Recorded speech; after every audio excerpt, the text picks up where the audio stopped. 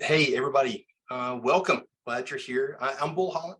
I work for BMNT as the Director of H4X Training. I'm an adjunct faculty member at North Carolina State University. 23-year Army veteran. My doctorate's in engineering management. So I've been studying this particular topic area for about 20 years.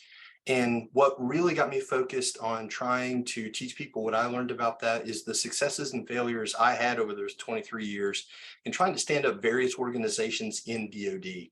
If you want to know about how to start up your own small business, there's a lot of good classes on that, and this is not the one you should be in. If you're looking at how to make a difference to innovate in the Department of Defense, that's the unique topic area that we're going to cover here.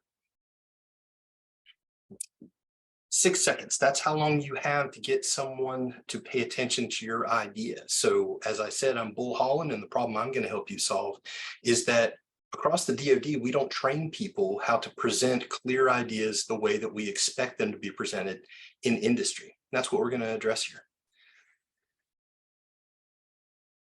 So when we talk about the distinction between what happens in the Department of Defense and what happens in industry, if you've ever touched anything to do with DoD acquisitions, you've seen this slide or some variation of it. We break this down into cost, schedule, and performance. We talk about the various systems that are in here, and there are thousands and thousands of pages of regulations and processes and procedures and best practices that have to do with this overall thing we call acquisition, and that's not at all what we're going to talk about during this webinar. There's plenty of other places you can get that. To the degree it's good, bad, or ugly, you can judge for yourself. I've done other webinars on things like the DoD Colors of Money Explained, which I'm glad to share that with you, or the explanation why there is really no valley of death. It's our own management challenges that we put in the way. Those are other topics beyond what we're really going to focus on here. What we're going to focus on in this webinar is getting folks from the DoD space of cost, schedule, and performance and into the space that we talk about in industry, which is desirability, feasibility, and viability. That's a paradigm shift you've got to make early on to be able to consume the information that we want to provide for you. So now that I've got your attention, hopefully, I want to talk to you a little bit about the way this webinar is going to break down and how we want to do this. We're going to go through 6 different webinar topics, and none of this is going to be about how to stand up straight, look in the camera, not say and make your presentation enunciated perfectly clearly. It's not what we're here to do. What we're here to do is to teach you the work you need to do to provide a good presentation. It's not going to be about here are the tips and tricks of the trade to say something so phenomenally eloquently that everyone hangs on your every word. There's probably someone who can teach that. I'm not that person.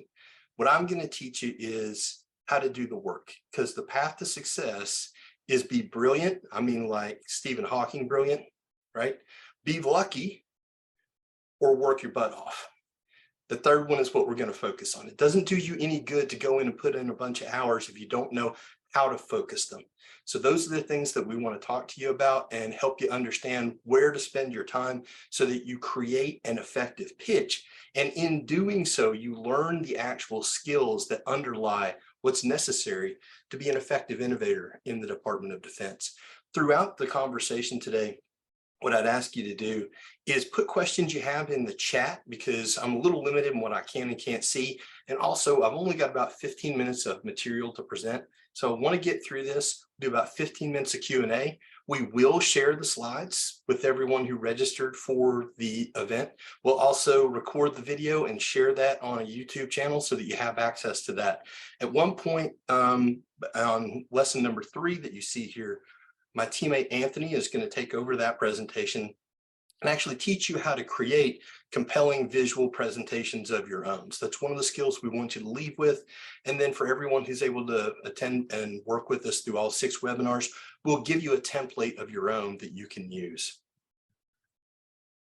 Here's the key I want to get across to you early and often. In those first 6 seconds, if what you do is you start talking to the person you're trying to address about your solution, you're done. You're going to lose them immediately because you haven't connected them to the ultimate issue, which is the why. Why do they care? What's the problem?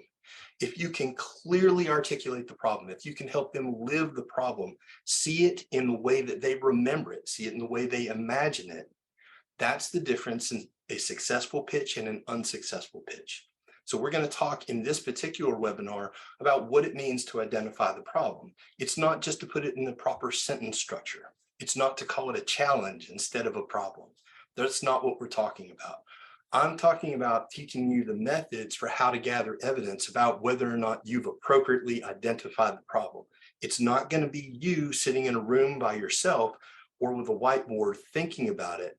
I'm going to give you some ideas and tips and skills to go out and gather this evidence through engagement with other people that we're going to call beneficiaries, and I'll introduce that idea in just a little bit. So as an example of a problem, you need to be able to take the problem you're working on and draw a problem workflow. This is a grossly simple one. If anyone has ever been a mortarman or an artilleryman, you're going to realize that I have mixed decentralized and centralized calls for fire into one slide. I know I did it. I did it because I had to make something that everyone could follow for all those people who weren't artillerymen and mortarmen. But what I want to convey to you is a mechanism you can use to draw out your problem for yourself.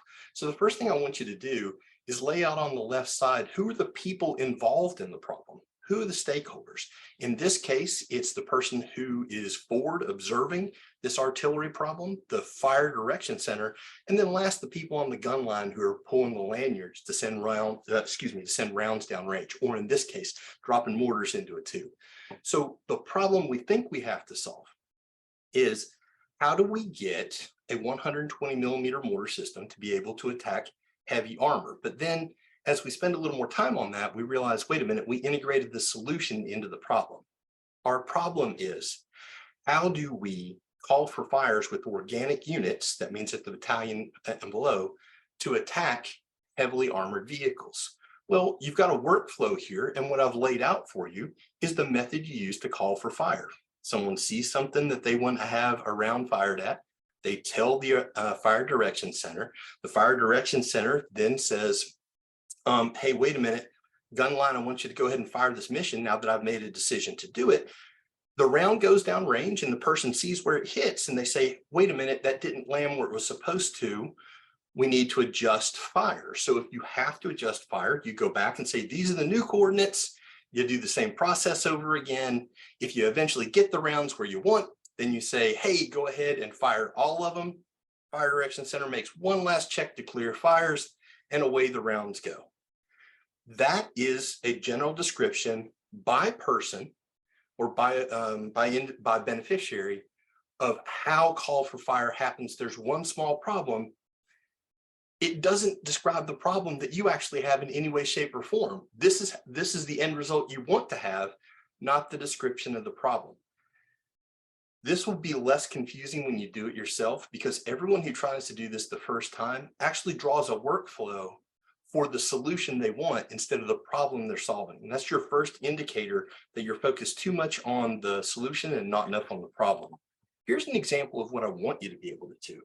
Drill back down, and even though everything I put on that last chart was theoretically right, it didn't describe the problem, so it didn't have any value to us. So now we're going to take those same three people, we're just going to look at the same problem through a different lens. Someone says, hey, I need to fire up this target. That fire direction center is going, the officer or non-commissioned officer there is going through a process to figure out which weapon systems they have to put rounds on that target. Now, I've laid this out and I'm going to talk about it for a few seconds. This happens in microseconds in a professional's mind. But in this example, the first thing they say is, hey, the weapon system we have closest to us, the 60 millimeter mortar, can it attack this target? The answer is no. Doesn't have enough power to attack a heavily armored target. Okay, so I go to the next system I have available to. That's my 81 millimeter mortar. Can it attack that target? Nope, not going to get enough oomph out of that round to decimate that target the way we want to. So I'm going to go to my next system. It's my 120 millimeter mortar. Can it attack heavy artillery? Yes, it can. Okay, is it available? No, it's not. And here we've identified the problem. This is the part of the problem workflow I want you to understand. Now you got to go to the next step, right? Because what does not happen in a combat scenario is we don't have that fire direction center say, hey, sorry, we can't help you, call back later. They'll go to the next system they have in line, which is a 105, which is up at another echelon, and they have to compete for resources, but that's how the fire mission happens. So the key is, what I want you to get across in this diagram is that you've got to be able to workflow out on the left-hand side, who are the people that have the problem? And then how does the system work that is causing the problem, not integrating your solution? And then you got to be able to write, once they face this problem, how do they actually overcome it? So that's a lot to put in one slide. It's going to require a lot of iterations and a lot of thinking. We're going to shift from that intense focus on the workflow of the problem, and we're going to talk about who you're trying to solve this problem for, right? So if you're talking about this in corporate America, if you're talking about it as an entrepreneur, then you're going to talk about your total addressable market, your serviceable addressable market, and your serviceable obtainable market. The reason I left those as acronyms and didn't write them out is because I don't want you to think about that. Throw that away. It doesn't translate to what you're doing here. What translates to what you're trying to do here is about beneficiaries. So what's the difference in these three acronyms that I listed and beneficiaries? Those three acronyms all refer to customers as opposed to the people you're trying to solve problems for. What's the difference? A customer has choice. If you're wearing a uniform right now, you didn't get to pick which one. No one asked you if you like the color palette, right? No one asked you where the patches should go. It was issued to you, that's the standard, and you use it. Those are the same kind of solutions you're going to be coming up with for these people we call beneficiaries. But you've got to understand your focus shifts from that all-important focus on revenue that's in the corporate world to mission accomplishment and who am I solving this problem for in terms of your beneficiaries. We're going to talk more in our next class about who those beneficiaries are and how we identify them. But this is a key distinction I need you to get, is that if you go out and you find these exquisite processes that work extremely well for entrepreneurs and innovators, big businesses, small businesses, if you could just copy and paste them into DoD, we'd have already done it. There's a translation, there's a shift, there's a different way of thinking that has to happen. That's what I'm trying to teach you about in this unique series that's really designed for service members and people working across the national security sector to understand how to pitch their ideas to people who can actually action them. So the last thing is, think about the impact of the problem you're trying to solve. And you'll find this out when you go out and try and talk to people who you think have this problem. Ask them how they solved it the last time they had it. In the example I gave with the 120 millimeter mortar, the answer was go to the next echelon and fire a 105. If the answer you get when people tell you about this exquisite problem that you both agree they have, and they say, I just sucked it up and ignored it, it's not really a problem, it's an inconvenience. When it's stopping the mission, now it's the kind of problem that you want to bring to a leader, because those are the kinds of things they can action.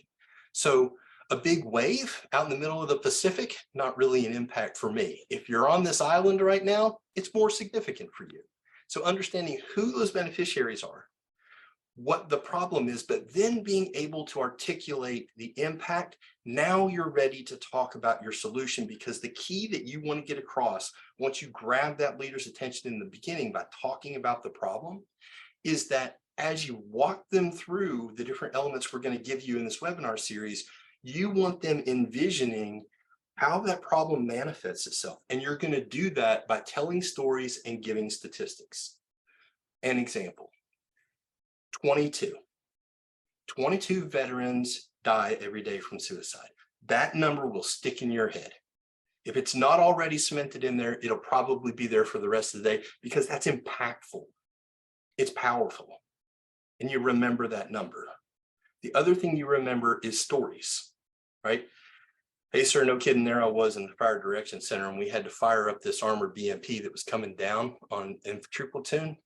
60s didn't work, 80s couldn't do it. Went to the 120, tried to fire it, found out it wasn't even on the battlefield because we couldn't get it there. Had to go up to the battalion and pull out some heroics in order to save that platoon. Even without the specifics, you remember the story better. So that's one of the techniques I want you to use as we're finishing up with this last slide in the presentation. I told you at the beginning, you got 6 seconds to get somebody's attention. You got to have them understand the problem in that amount of time.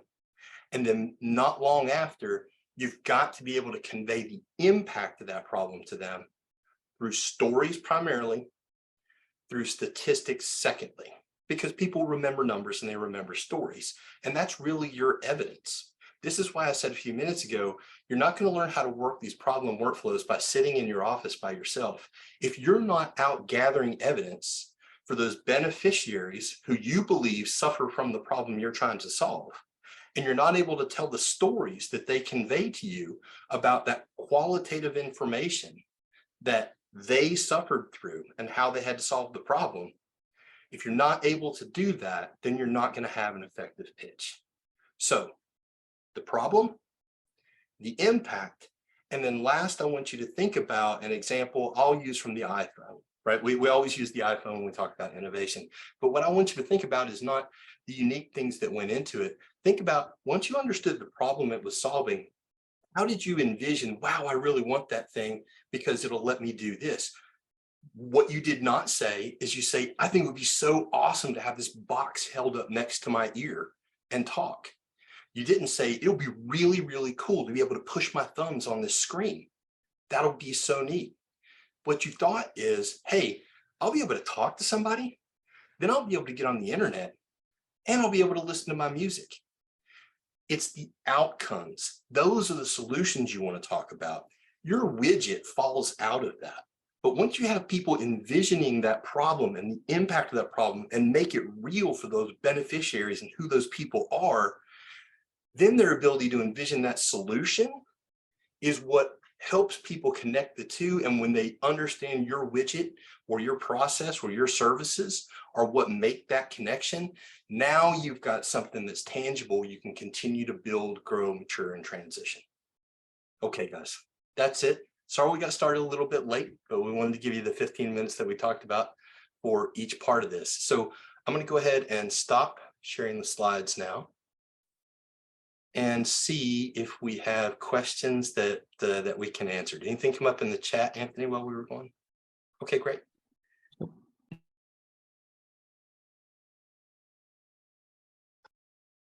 Hi, this is Captain Rob Skinker from Pennsylvania. I've seen a lot of these briefs in regards to the civilian side, like you were talking about, in regards to like startups. And one of like the main pieces that I've seen is like the competition space, where they rank their solution against existing solutions. What's your thoughts on that strategy and how it applies, DoD pitches? So we're going to teach you actually in the next webinar about research. And so it's imperative that when you say we've got this problem, that you can communicate that somebody else is not already halfway through the process of solving it. I'm going to show you where the resources are to find where those dollars are appropriated, who's executing them, and you'll at least have a broad brush level view to say, not only is this a problem, but I did my background research and I don't see anybody else solving it. So the competition matters. And if somebody else is working on it, then that's back to your problem workflow. You've got to talk about what's the unique piece of the problem that you're taking on. If you're not taking on a unique piece of the problem and somebody else is already working on it, you might be doing an important process improvement. What you're not doing is innovation, right? It's not something new. It's not something that solves a new problem in a new way. So I hope that answers your question on competition in this space versus the commercial space. Does that help? Yeah, that's great. Thank you. Cool, great, thanks.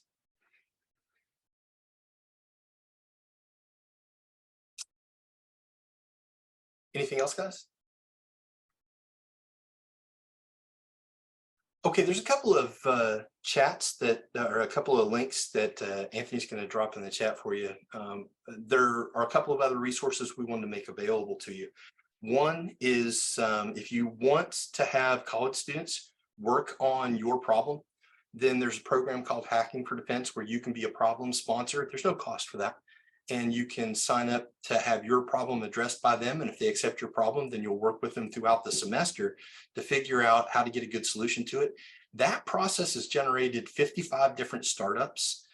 We had one that just, I think, went through either Series B or Series C funding for a space-based application. So there's a lot of opportunity there that doesn't cost any money. Another option I'll give you is that there's a book that one of our teammates in the company wrote about innovation.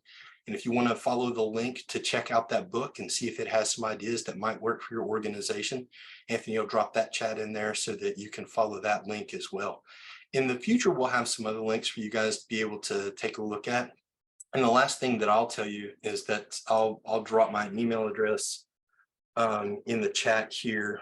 There is an opportunity to get a certification for completing these webinars. The training will be free. We'll continue to give you everything we talked about. But if you want us to actually certify your presentation because you've got a pitch competition coming up, then that's something we can do through North Carolina State University. And you can send me an email about how we will get connected on that and what the fees would be for us to review your presentation and issue a certification that you've met all the standards.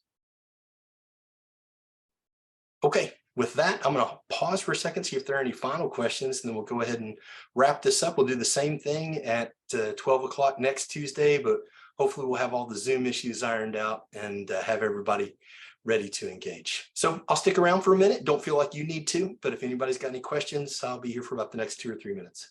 Thanks.